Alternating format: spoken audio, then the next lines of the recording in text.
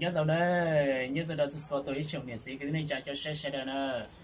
cái chuyện lúc nào cô nàng chi pe chồng nhiệt gì cái này trả thì cô hay cho pe là một sáng sao nhớ đỏ pe là trời tết trả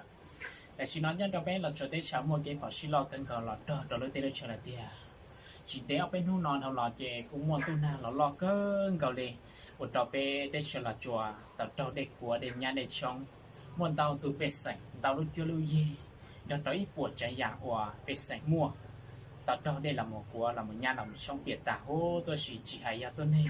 กูต่อเราปลอดตัวจ้องเกินก่อนเลยเทีย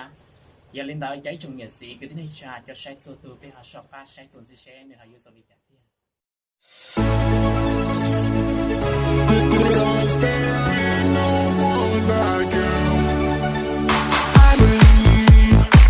Without your love, I will be incomplete.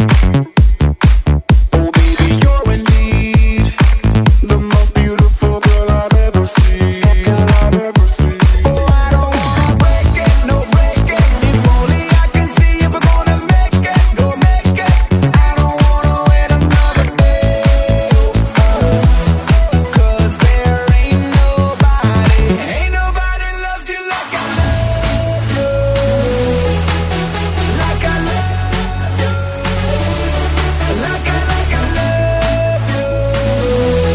'cause there ain't no one like you. Nobody loves you like I love you. So what you wanna say? Like I love you. You don't wanna like I love you. 'Cause there ain't no one like you.